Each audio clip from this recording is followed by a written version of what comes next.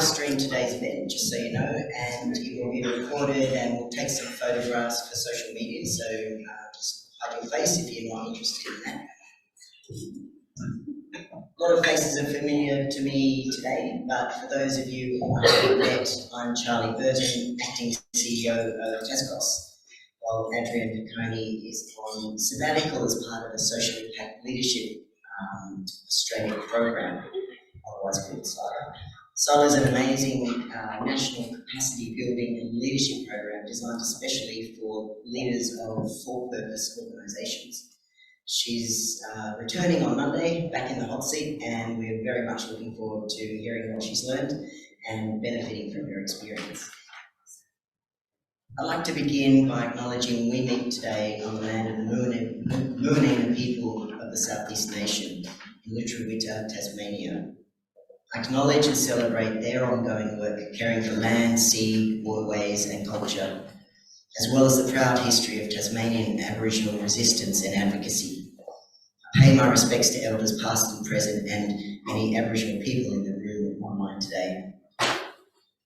The work we do in community services gives us a front row seat to witness the ongoing effects of colonisation. But we're fortunate it also gives us a window into the strength of the Palawa people and the many ways they support each other.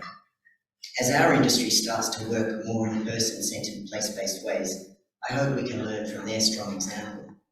That would be just one of the ways that we can support Tasmanian Aboriginal people in their ongoing fight for self-determination and sovereignty. It's great to see so many of you here today to support TasCOSS and our industry at this annual event. In particular, I'd like to welcome the Hon Nic Street, Minister for Community Services and Development, and you'll hear from him shortly. I'd also like to welcome the many elected members of Tasmania's Parliament here today. Apologies for any spelling errors or anyone I missed on the screen there. We did it this morning on best available knowledge. And I'd also like to warmly welcome the TasCOSS board, led by Alex McKenzie, President, supported by Connie DeGolis, Vice President. I believe Penny Egan, the Treasurer, is here online with us. And board members Emily Briffa and Hughes, who's a life member of TasCOSS. And apologies from Rodney Green and Bruce Levitt. And I haven't seen Kathy Brown, but she may be an apology too. Two other life members of TasCOSS are with us here today, Joe Flanagan and Noel Mundy, and I welcome you. And welcome and thank you to the amazing TasCOSS team who have put this event together. They worked late into the night last night and we're in early this morning to bring this event to you, and experiencing this event now from this perspective, I can tell you I've got the easier job. So thank you for everything you do at TasCOSS. But the heartiest welcome, of course, is to you, our members. Before we dive into specific budget measures, I want to set the scene for this budget by quoting Premier Rockcliffe, who in September last year said that Tasmanian Liberal government is strengthening our economy by investing in transformational infrastructure which will support jobs and allow us to invest more in essential services such as health, housing and education. After analysing the budget, we have to agree there's a focus on big ticket infrastructure projects, one in particular I won't mention. We're concerned this approach is another manifestation of blind faith in trickle-down economics. While Tasmania's economy has, according to the government, notched up more records than Elvis in recent years, we're also breaking a number of other records. To name only four: the record high social wait list 5 times, the biggest increase in homelessness in the country in the last 5 years, the most unaffordable rents in the country, the highest electricity bills in the country, and the worst levels of digital inclusion. It's clear to us that simply relying on a growing economy and infrastructure spending hasn't made the difference to the thousands of Tasmanians who've been struggling for years, and that the time has come to start investing directly in those people. So with this in mind, let's unpack the budget. I don't need to tell any of you here today that the severe impact of historic underfunding is having on our industry. We've been so vocal in calling calling for the government for adequate indexation for community services in this budget. We've communicated to the government the impacts of this underfunding. More and more TasCOSS members are describing the incredible strain your organisations are under. You're reporting burnout, staff losses, low morale, all symptoms of an industry in crisis. It's incredibly disappointing then that the critical value of our industry wasn't recognised in this budget. Instead of delivering adequate indexation so we can cover our costs, the government announced funding of $2.1 million for 1 year to give selected community service organisations a one-off or 1 year lift of 4%. You know as well as I do, this is far from what we need to cover skyrocketing costs or allow us to forecast our budgets. This funding decision means ongoing uncertainty and will force organisations to reduce costs, including by cutting services, whittling down the services they offer, shedding staff, or all of the above, just to keep operating. Minister Street, I want to recognise in the lock-up yesterday, you did acknowledge the inadequacy of this response. We look forward to talking with you about how, in the absence of sustainable funding, we can continue to support Tasmanians in need. So much for our industry. Let's turn to the budget's investments in Tasmanians themselves. Budgets aren't just accounting documents. They're about making choices between what will and won't be prioritised through spending. I'm sure you'd all agree a good government makes those choices in response to community need. As you can see on this slide, there was a desperate need to invest in the basic needs of Tasmanians in this budget. So how well did the budget deliver? We've broken our analysis down into the 5 key cost of living domains Tasmanians told us last year they were most concerned about, and we based our budget priority statement on this. First, to housing. We all know Tasmanians are facing an unprecedented housing and rental crisis. Rents are up 45% in the last 5 years, the highest in the country. As I said, we have the least affordable rental market in the country. Social housing waitlist is high, homelessness is increasing faster than any other state or territory. We shouldn't and won't accept a new normal, where families become accustomed to living in tents and cars, and Tasmanians start walking past them as if they were just another fixture on the street. We have to be better than that. So what were the new announcements yesterday? $1.5 million for a new affordable rentals initiative. So the Tasmanian government will secure private rentals at market rates and then release them at below market rates to eligible Tasmanians. More money for wraparound services, very welcome, including for short-term homeless accommodation and longer-term supported accommodation. Money to extend the Safe Spaces initiative, which is fantastic, and expansion of youth to independence. These are all welcome announcements and will address some of the pressing needs for small groups of people. We're yet to learn the detail of the affordable rentals initiative, but on the face of it, it looks good, and we're looking forward to hearing more detail. Again, though, more should have been done. We've been calling on the government to cap rent increases, introduce an empty homes levy, and allow councils to stop whole homes leaving the private rental market and going to short stay accommodation. Next to food security. Even though Tasmania exports 5.5 times more than we consume, and we produce world-class food and beverages, 1 in 5 Tasmanians is currently struggling to put enough food on the table. Emergency food relief providers tell us they can double what they currently provide and still not have enough to meet demand.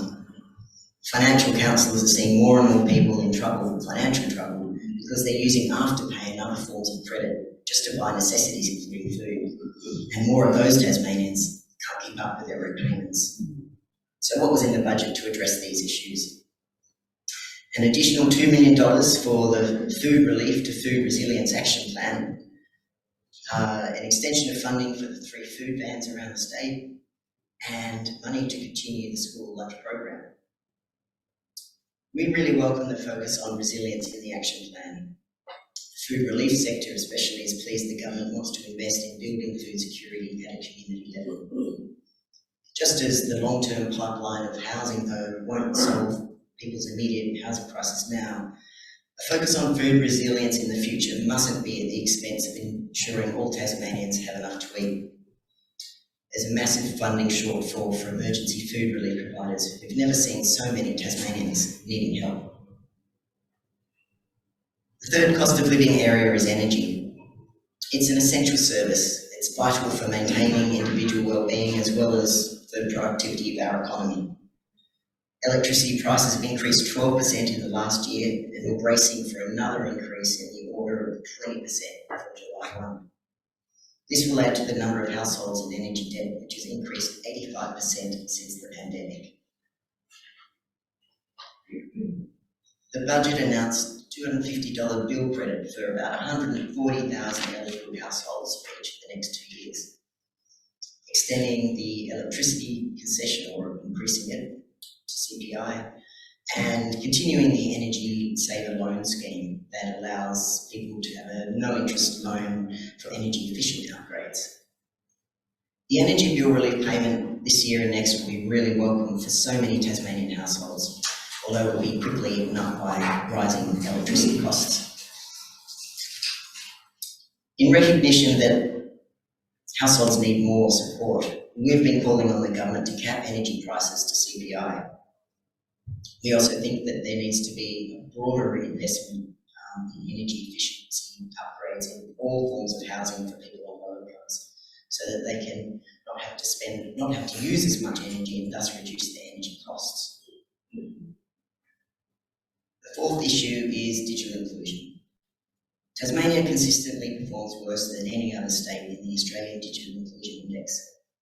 The government's response is that its current investment is working because Tasmania's score in the index improves every year. It might be improving, but at a slower rate than the rest of the country.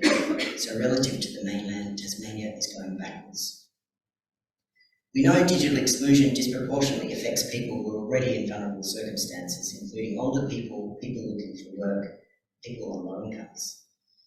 We also hear employers across all sectors are saying that the lack of digital skills is a brake on productivity. So not only is digital inclusion one of the keys to addressing broader disadvantage, it's also key to boosting the state's productivity. In previous years, we've shown a blank slide here. So we're pleased to see the government picking up one of our key recommendations on digital inclusion, which is for the government to work with the community and the industry to develop a strategy, a digital inclusion strategy that has performance indicators that will measure digital inclusion initiatives that work. Ideally, that will be followed up by funding for those initiatives. We also welcome funding for cybersecurity, which we know is a concern for digital users. Finally, cost of living issues concerning Tasmanians includes transport. Lack of accessible, affordable and safe transport is a real barrier for Tasmanians around the state. Recent research here in Tasmania shows particular barriers for young Tasmanians and Tasmanians with disability.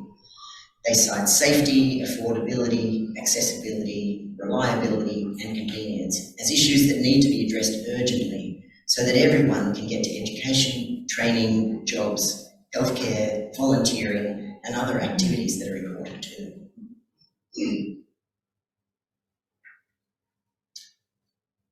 You can see in this slide a lot of money for hard infrastructure and very little to address the barriers just mentioned. We do welcome the extension of funding for Community Transport Services Tasmania, but as you can see, it's dwarfed by these other investments. There's an urgent need for investments in public transport that increase accessibility for all users, including free travel for students, concession card holders, young people and people on low incomes. I'll turn now to other announcements in the budget that we think will benefit Tasmanians experiencing disadvantage. The funding for a community-wide literacy framework is fantastic. Low literacy, we know, is a barrier to everyday activities for as many as 1 in 2 Tasmanians. Each neighbourhood house will again receive $50,000 for 1 year. that will support them to support Tasmanians, although speaking to them last year, some said that isn't actually covering their increased costs, particularly fuel, energy and food. We know jobs hubs are doing an excellent job supporting Tasmanians into work who otherwise struggle to get employment. And other budget announcements of interest we look forward to seeing more detail on include the $30 million for the government's response to the Commission of Inquiry and the additional $2 million for closing the gap. This is the second year the budget papers have been accompanied by a gender statement or a snapshot. This year's is a significant advancement on last year's. We acknowledge it's an evolving document, and we're looking forward to further iterations that include analysis of the impact of budget measures on a broader cross-section of Tasmanians and their families. For example, people from culturally and linguistically diverse communities, Aboriginal Tasmanians and younger Tasmanians. We'd also like to see mechanisms that help policymakers identify and review all government policies from an intersectional gender perspective. That wraps up our budget overview. I do want to say, even though traditionally this event has been held the afternoon of the budget, giving us 2 hours to put this together, we gave ourselves another 17 hours, but selfishly decided to sleep through some of it, so it's incomplete and imperfect. But we'll be collecting peak body responses to this as well and putting out a statement later this afternoon with our budget wrap-up, so that will be in your inboxes soon. Minister, I'd like to welcome you to the stage.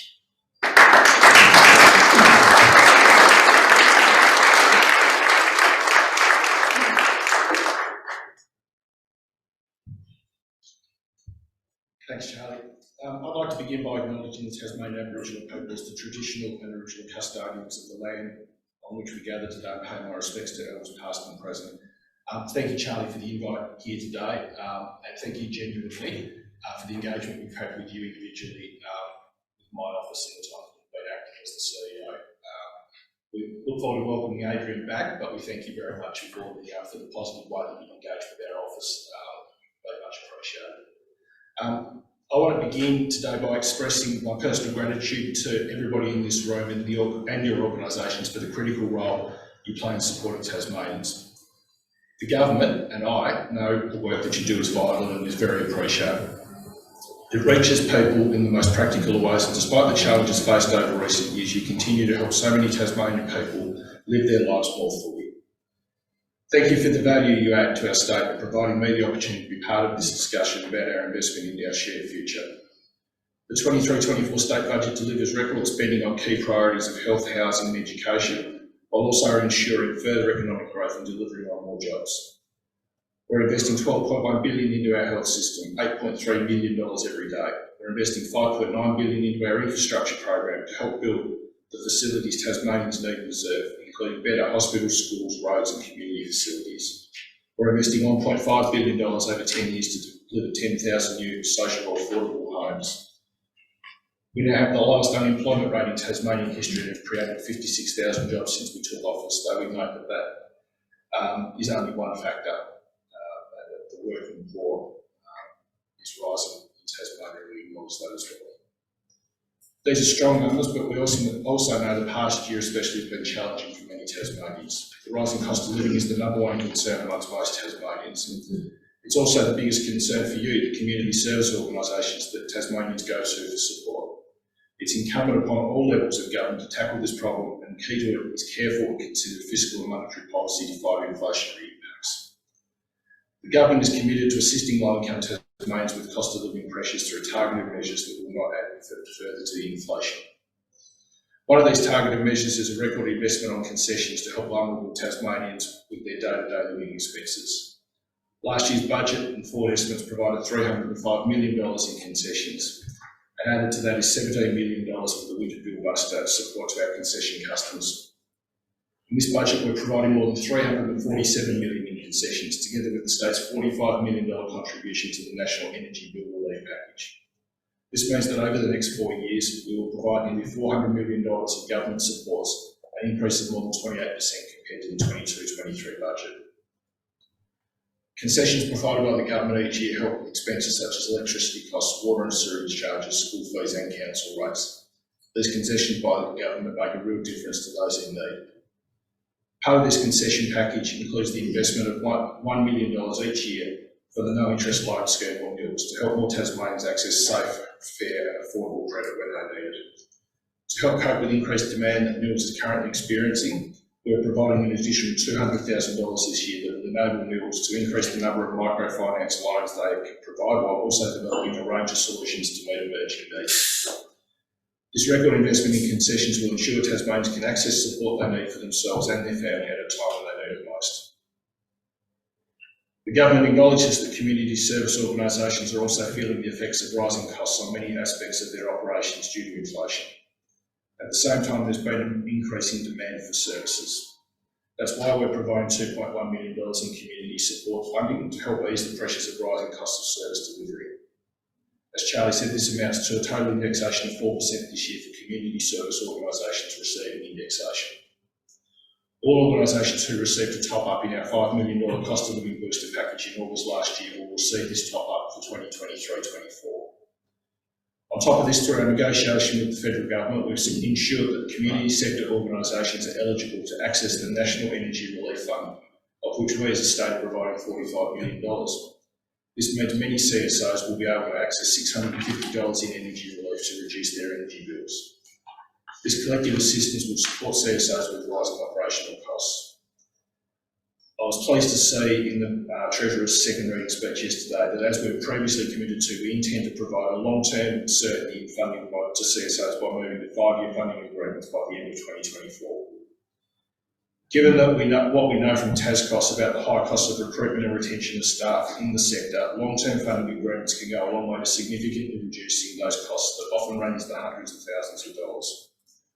Alongside this, the Tasmanian Government is completing a comprehensive review of funding models for CSOs to ensure that our support provides long-term certainty, sets deliverables and outcomes that are clear, and provides for service provision that's flexible and adaptable.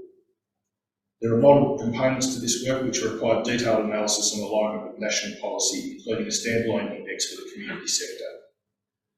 But we also acknowledge that indexation is only one aspect of this work. Peak body funding is another aspect, as is the outcomes framework. We want to ensure that there is an equitable outcome for all CSOs through this work. We're committed to getting it right and working closely with the sector to ensure the sustainable, efficient and effective delivery of community services in Tasmania into the future. In this budget, we're targeting every dollar to get things done, building a strong economy and a safe, caring community. We learned from the pandemic just how neighbourhood houses across Tasmania adapted their service delivery to continue to provide vital assistance to Tasmanians who need that help the most.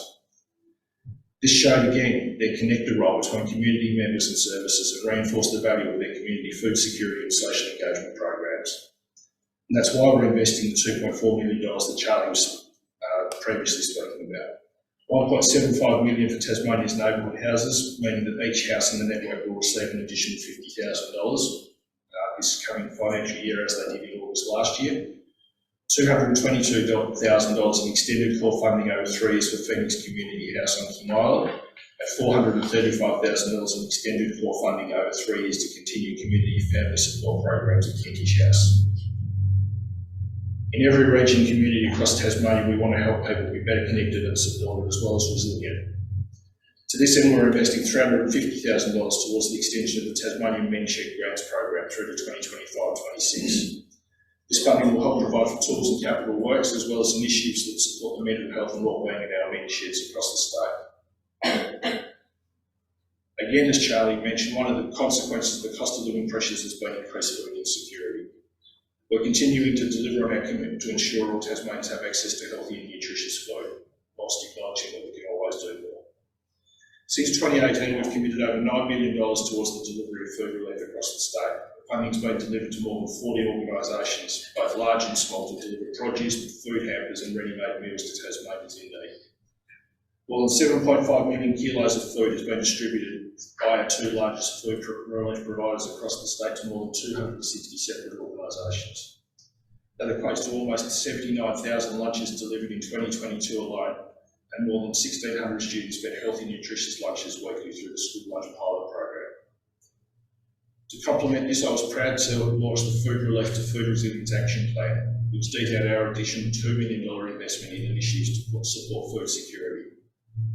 The Food Relief to Food Resilience Action Plan invests $400,000 to continue the highly successful school lunch program, which will take their funding to the end of the next financial year and allow us as a government, along with Julie and her team, to put together an assessment with the Menzies, along with the Menzies Centre on the effectiveness of that program and make a budget submission next year for ongoing funding of that pilot program, which has been a terrific success right across the state.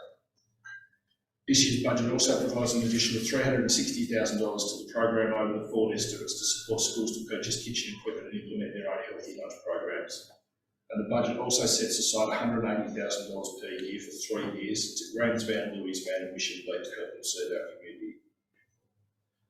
We're also investing $120,000 to support the continuation of the emergency volunteering community response to extreme weather service, or EV crew, over the next 2 years.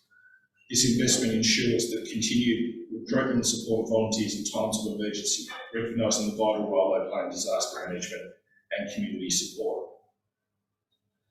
The budget also invests $525,000 in key community services activities which provide opportunities for our culturally and linguistically diverse and older Tasmanians to be supported, valued, included and engaged in community life. This includes $325,000 to Catholic Care for the Safe Haven Hub, which provides support for newly arrived migrants to Tasmania. $60,000 to Glenorchy City Council for the Multicultural Hub, which provides a venue for diverse community organisations and cultural groups to use for events and activities. $30,000 to the Multicultural Council of Tasmania to support Harmony Week, a significant annual community celebration which focuses on the recognition and valuing of cultural diversity and its contributions. $110,000 to the Council of the Ageing to boost Tasmanian Government's support for Seniors Week. In addition to these, we're also investing an additional $100,000 towards the Migrant Resource Centre to provide community homestay accommodation for new humanitarian migrant arrivals. This will also reduce pressure on Tasmania's tight rental market.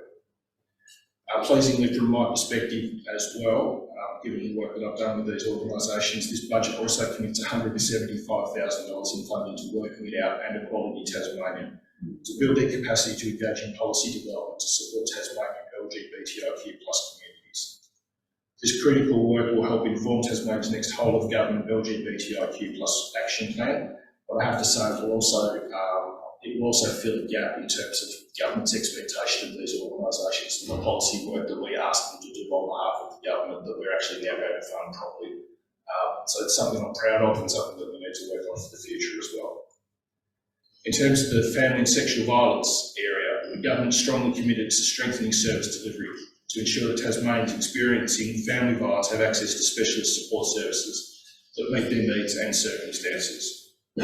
Tasmania's third Family and Sexual Violence Action Plan, Survivors at the Centre 2022 to 2027, reaffirms the government's long-term commitment to eliminating family and sexual violence in the Tasmanian community.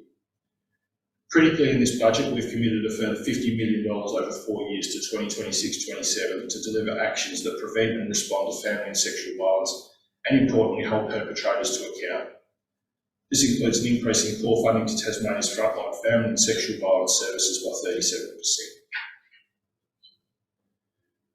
The 2023-24 budget is foundational for Tasmania to have a strong, safe and secure future. It enables the government to strengthen the state through a time of challenges. It allows us to support the Tasmanians who need it most with the increased cost of living. It enables us to invest into health and mental health, education and housing. And it enables us to invest in infrastructure to ensure Tasmania remains a globally competitive and confident location for business. Most importantly, we want Tasmania to continue to be a place where we all want to live. I truly believe we can balance all these things if we are careful with our spending and continue seeking new ways to increase and stimulate economic activity and bring new investment to the state. Thank you very much for your time today and for coming along to listen.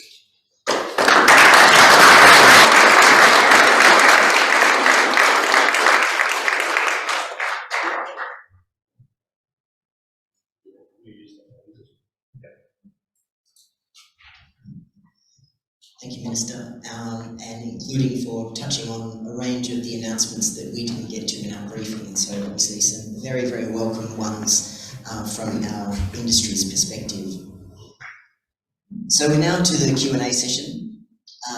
We've got about 20 minutes, I think, before the Minister has to hit the road for his next engagement in Devonport, of all places.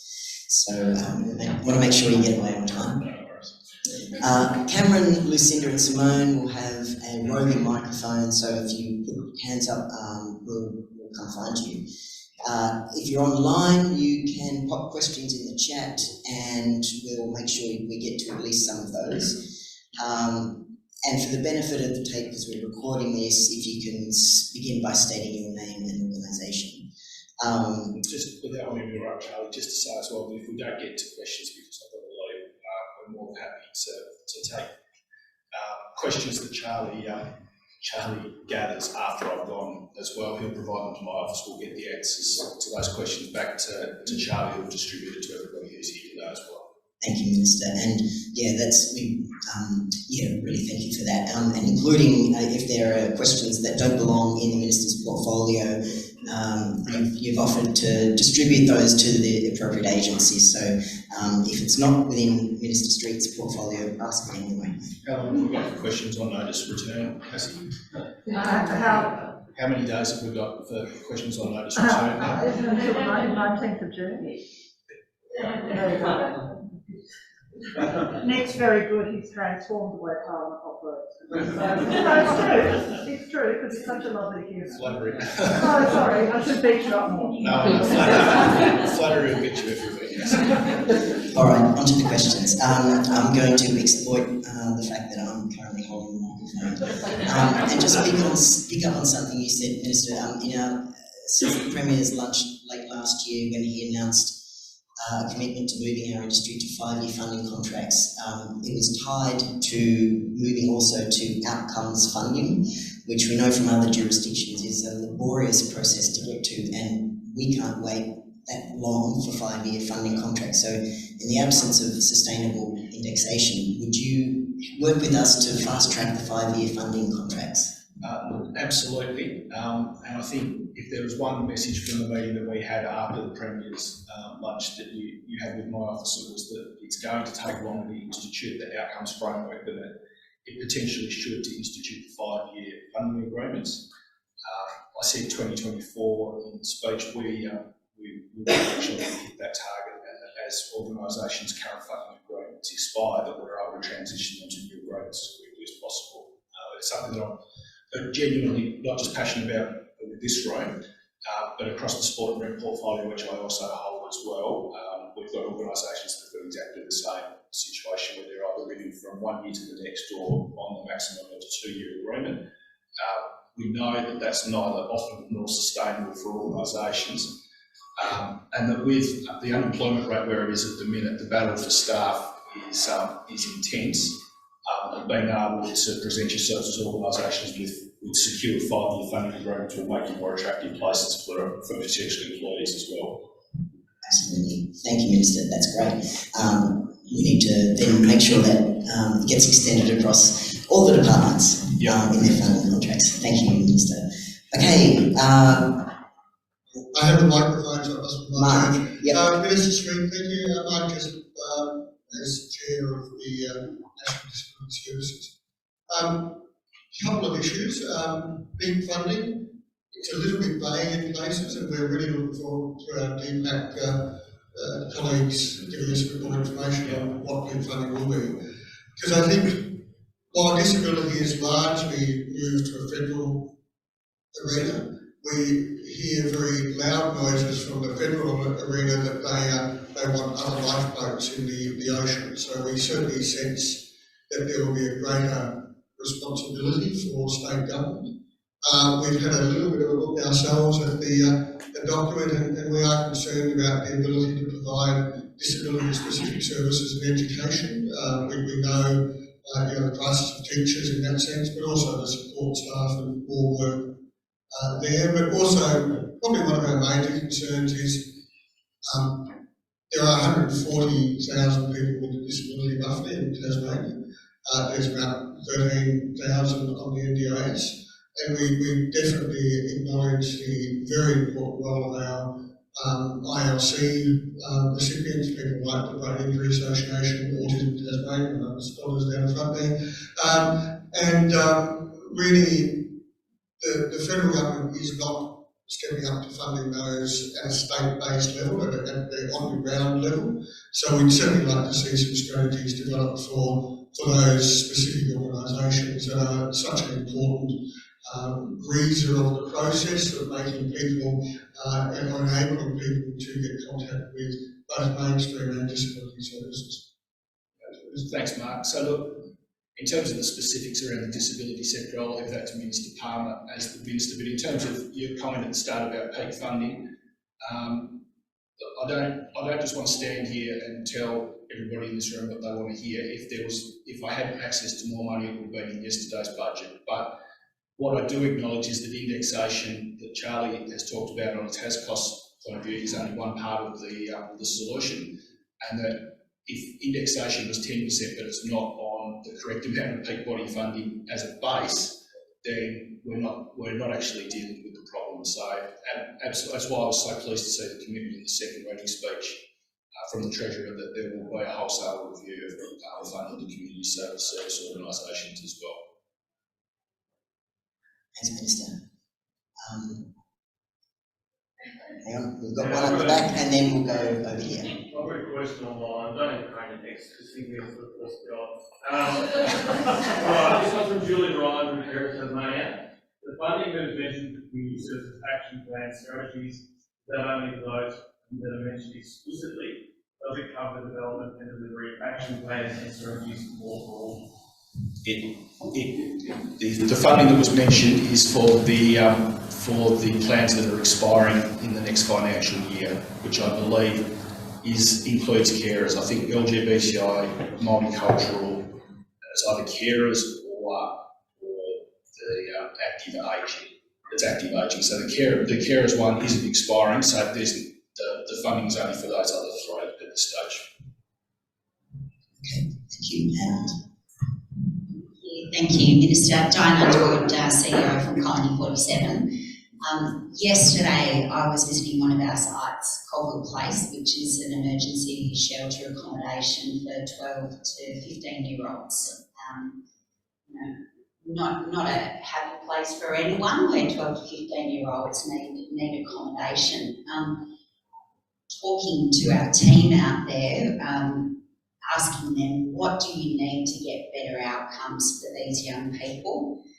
One of the initiatives we've implemented over the last 6 months is to self-fund a second worker overnight imagine 9, 12 to 15-year-olds who are coming with all kinds of trauma into the centre. The assumption with the current funding is that they're all fast asleep in bed between 10 and 6 a.m, which just isn't the case. Not really indicative of 12 to 15. No, and it kicks off at about 11:30 when there's one person with 9 other kids in the house. So we decided to self-fund it. We've done a lot of advocacy to try and to get extra funding for a 2-worker model overnight. And we thought, well, let's put some skin in the game and we'll evaluate it, and that will improve our advocacy. We've got that. I can see in our workforce that they're a lot calmer. They're feeling that they're better supporting those young people overnight. Yeah. And when I ask them the question, what else do you need to get better outcomes for these young people? Oh, what about a second worker during the day would be fantastic. Now, obviously there are lots of priorities.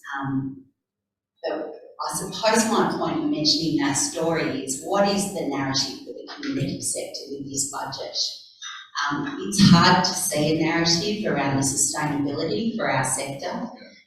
What we're looking down the barrel of with the lack of indexation, we don't know whether we're one of those organisations who will get that 4%, but even if we do with the national wage increase that we're anticipating will be more than 5%, we've all got gaps in our budgets.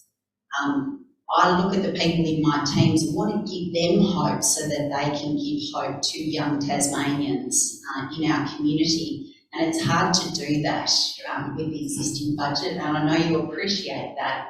But I sit back and listen to all the bits of money that are going out to little bits of services, and really what we're all wanting is the sustainability for the sector and knowing we can look after our people so that they can then look after the most vulnerable in the community. And I think I absolutely acknowledge what you're saying, and I think that's why the review over the next 12 months is so important. And I don't want that to be seen as me kicking the can down the road either, because I know that the problems you're experiencing have been occurring and are current as well. I'm sorry that the boost to community service organisations is only what it was. It's certainly, like I acknowledged to Charlie in this room yesterday, the budget lock-up. It's not what was asked for, and it's not what I wanted either.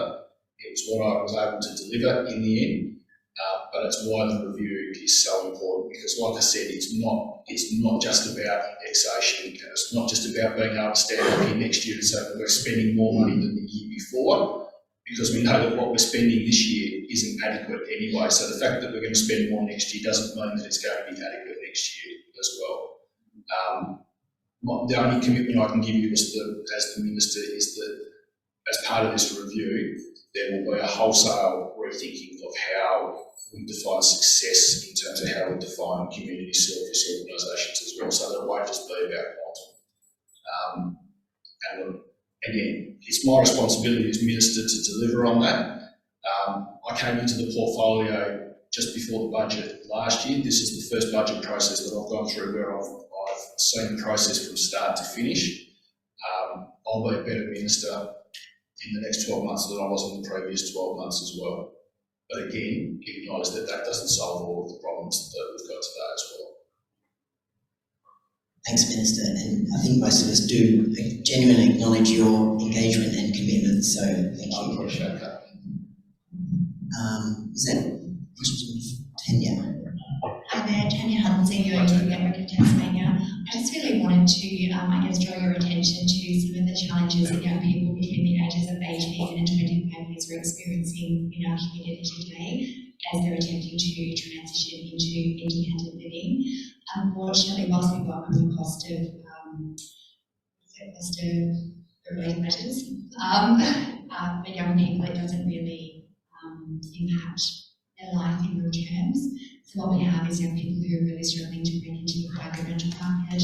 They're not prioritised for social housing, there's high youth unemployment, they're not able to enter the workforce, and they're on incredibly low incomes, and there's quite a few challenges there that are unique to that particular group. And what we're wanting to see is more targeted, appropriate, age-appropriate solutions to be able to meet their needs. Sadly, for many young people, their income is based on their parents' wealth, and for those that are estranged or are not living at home, it's pushing them well below the poverty line.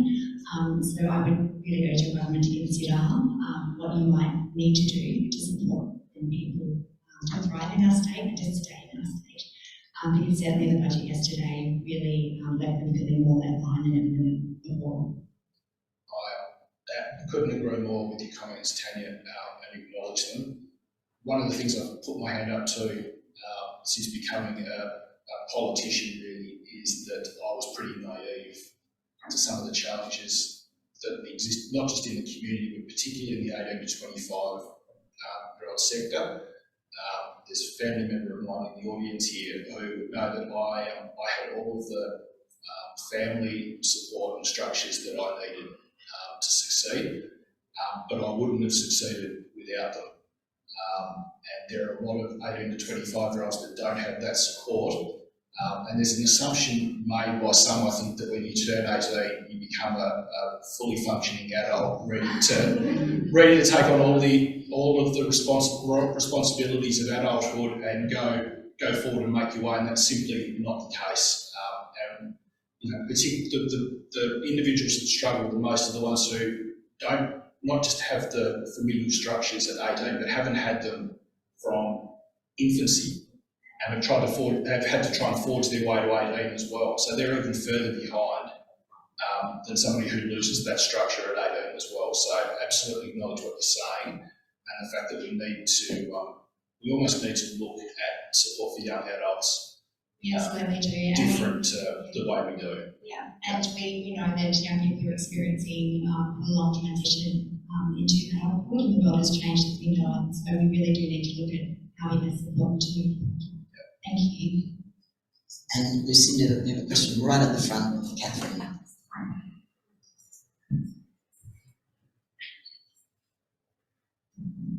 Hon Nic Street, it's Catherine, what I see is from Laurel House, north and northwest sexual assault support service. Like Charlie mentioned, we welcome the response and putting money aside for the Commission of Inquiry response. However, I'm really keen to understand what that is going to look like and what level of commitment that will see flowing into the community sector. Trust in our state services is at an all-time low for victim survivors, and it's really important that the state service is working with the community sector in terms of being able to ensure that victim survivors feel like there's going to be progress and we're really going to learn from what we actually knew from the Royal Commission and what we're relearning again through the Commission of Inquiry. And so I'm really keen to know that we're not, to kind of understand what's going to flow into the community sector, services like ours, but not just ours, in terms of how we can support and empower victim survivors, but also the state service in better responding to the needs of children, their families and the community. I think in terms of how money will flow through to the community sector, that's an open-ended question until the findings of the Commission are delivered.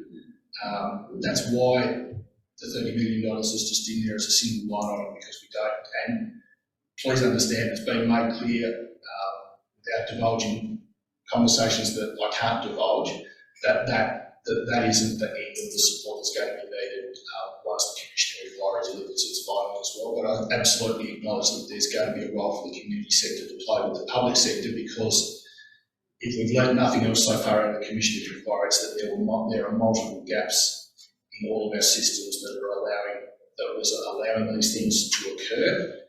And so there's going to be need to be working on the public sector side in terms of processes, but there's also going to need to be work between the public sector and the community sector organisation in terms of educating the public sector on this practice going forward as well.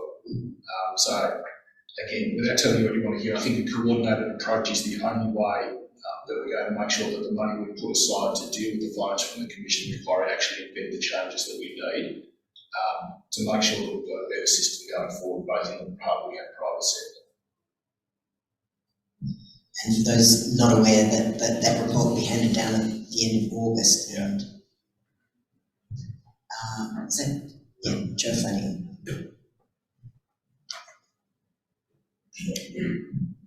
Minister Joe Flanagan from South Tasmania. Yes.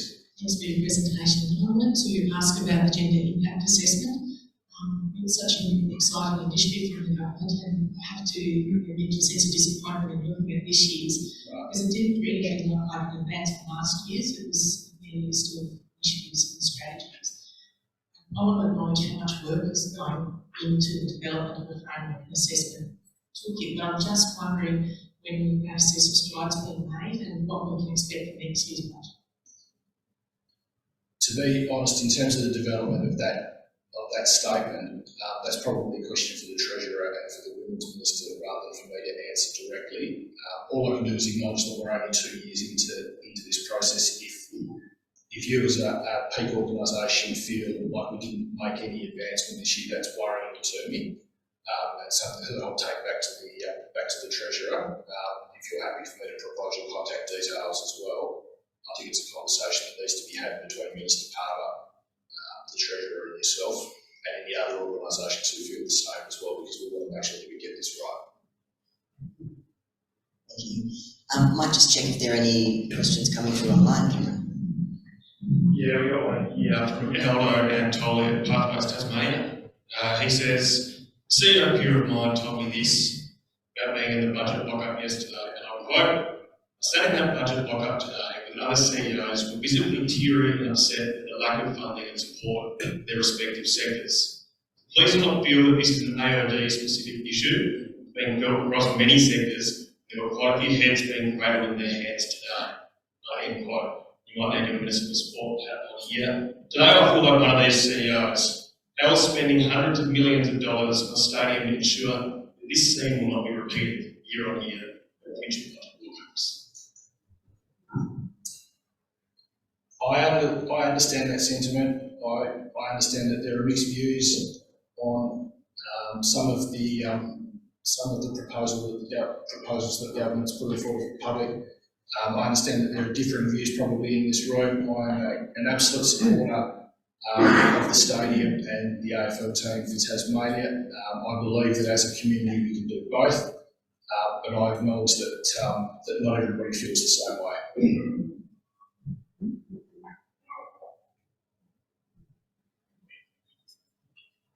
Thank you. Minister, hello, thank you. I'm Donna Blanchard, Autism Tasmania. Not funded as one of the community services for now, despite the fact autistic as Tasmanians and Australians are one of the most disadvantaged.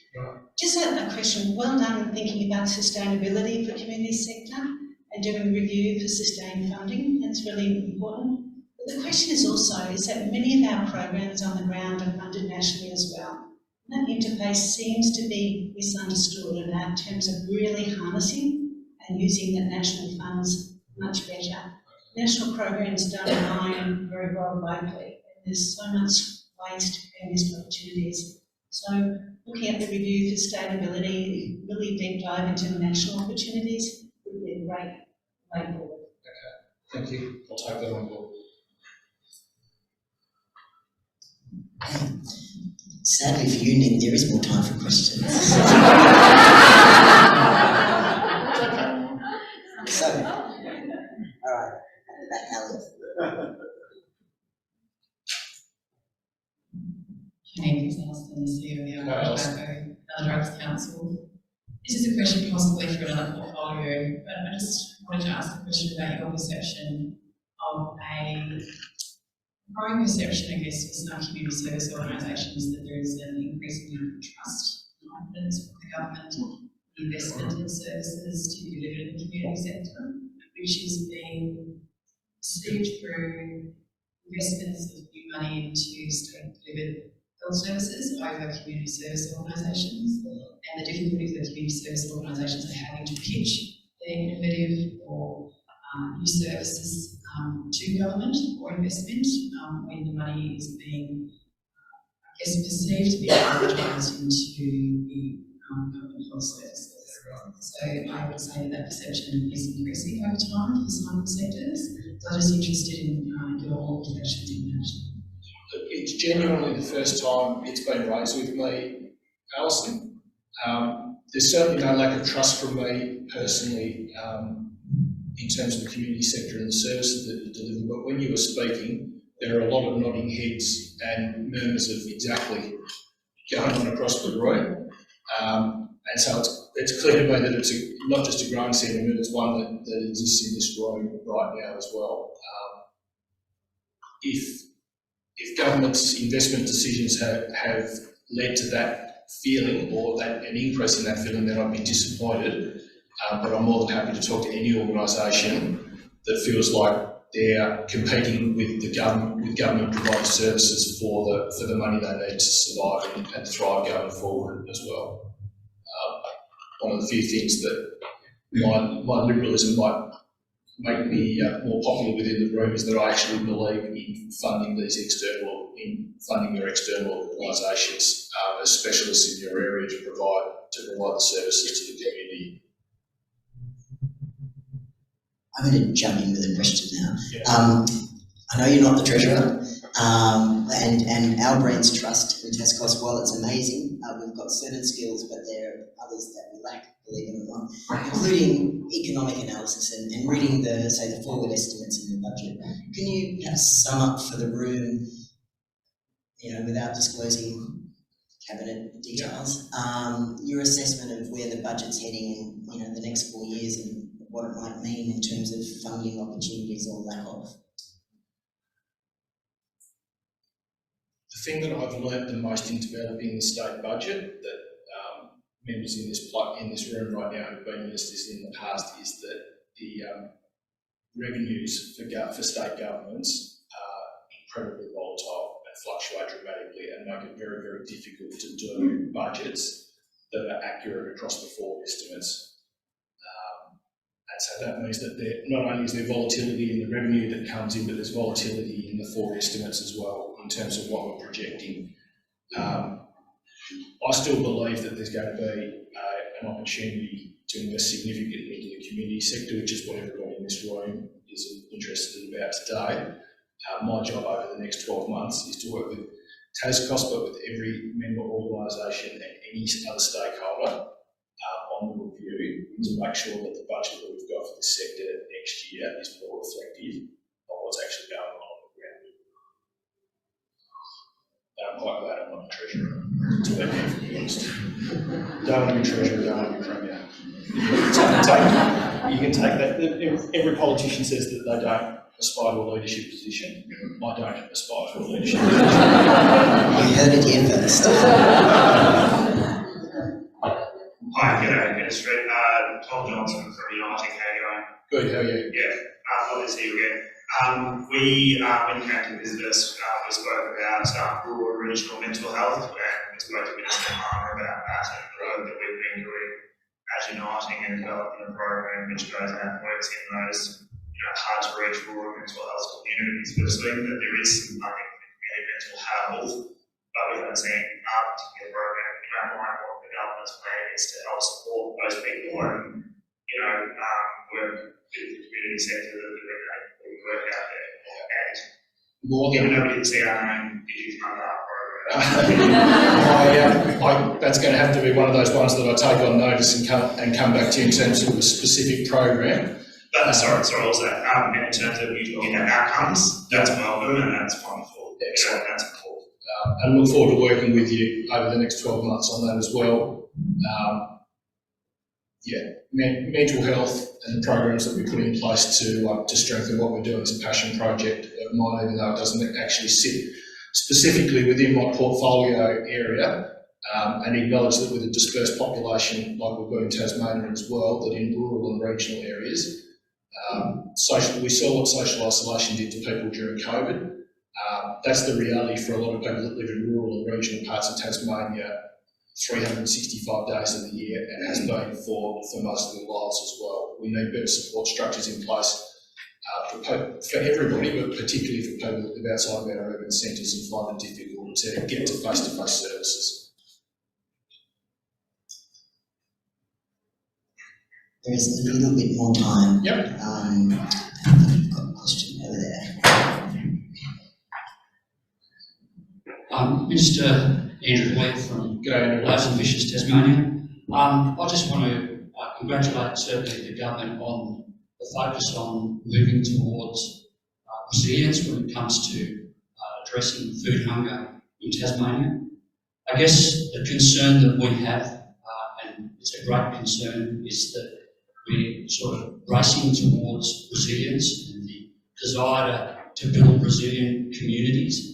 And unfortunately, every single day, the issue of people being able to put food on the table here in Tasmania is rapidly increasing, and we're greatly concerned about that. So we just please appeal to the government. We're just concerned that there's been a decrease in the amount of funding, ideally, that's targeted towards us addressing the long-term issues of food insecurity.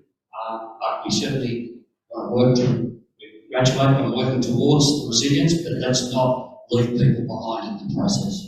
Every time I've talked about that action plan, Andrew, and the move from food relief to food resilience, I've made the point that it can't come at the expense of making sure that we do what needs to be done on the ground right now as we transition through that process. So there hasn't been a decrease in funding for food relief.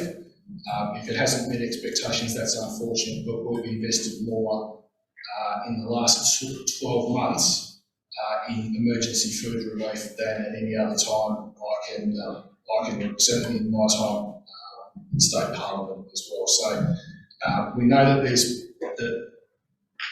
we've invested in the action plan and the move towards resilience. We've done that for good reasons, because we think that we need to change the outlook on the sector. But we also acknowledge that emergency food relief is going to be something that we're going to have to fund ongoing as well.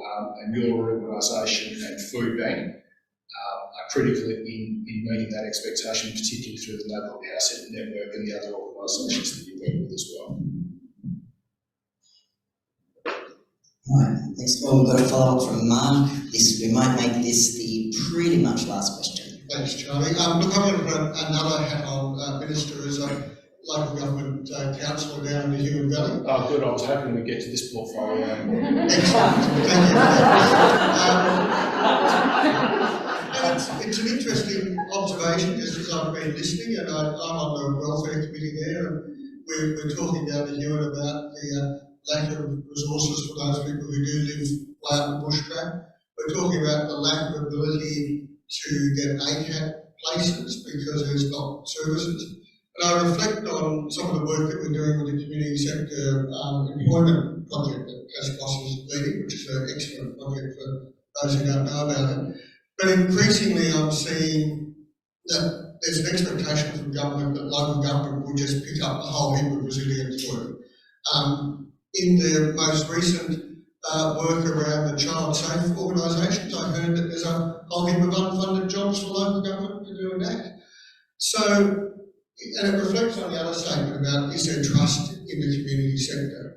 It is very, very hard, and as many of the disability services have this problem, the very thin markets we have in the regions.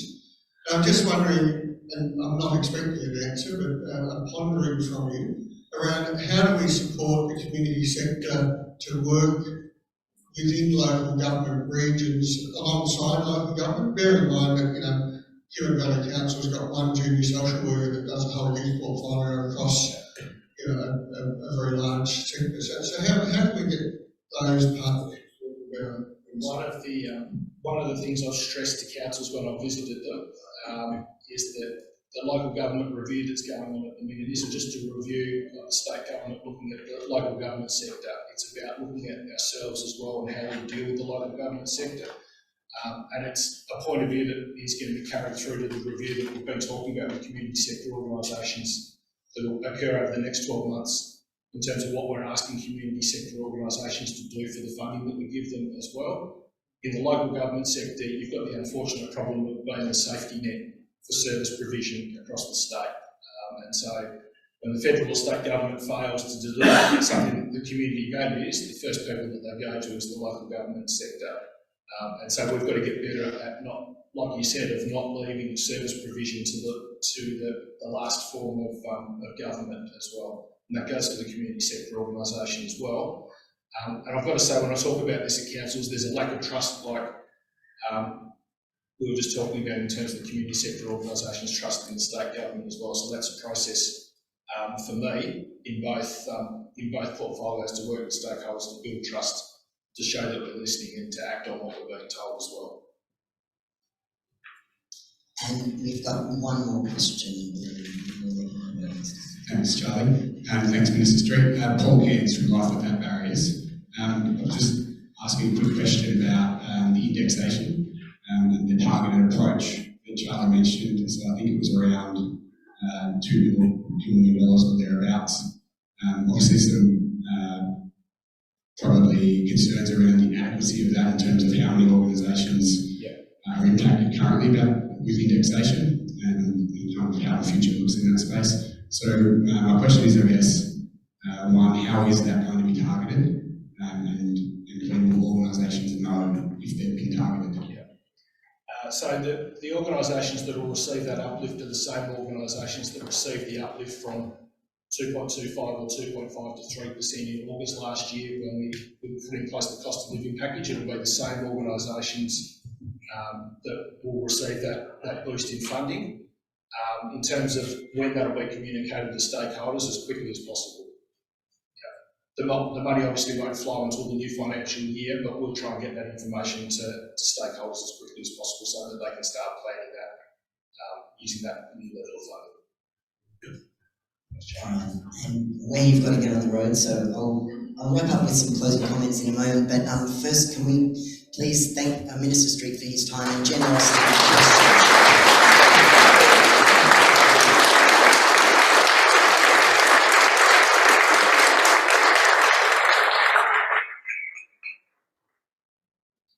It was very generous with his time there, so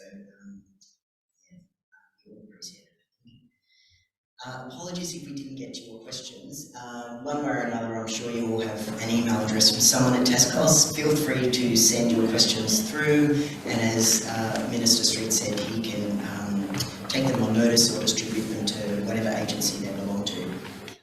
Just before we close, I'm going to plug a follow-up budget session, which is next Tuesday, the 30th of May. We're holding one of our policy conversations, which will be hosted or presented by Dr. Maria Yanotti, an economist from UTAS. She's going to be further unpacking the budget papers, and her focus will be looking at how the budget affects people differentially based on their income. If you're aware of that sort of approach, it's like a distributional analysis of the budget, and it's quite useful to see who wins and who doesn't from a kind of income quintile point of view. That's on our website, so jump on and register if you're interested. We'll be sending out our final budget wrap-up this afternoon, and that will include perspectives from all of our pink members. So keep your eye out for that. It'll be accompanied by a recording from today's session as well as a copy of the slides. So if you didn't quite catch some of those killer stats that were on there, they'll be there for you. Finally, again, just acknowledging our members, board members, elected members of Parliament. Thank you for joining us. We look forward to this event every year, even though it's rather exhausting. And yeah, we really welcome your feedback. We want this event to be as useful for you as possible. We experimented with this new 17-hour delayed presentation. So if you like that, please let us know. And we look forward to seeing you all next year.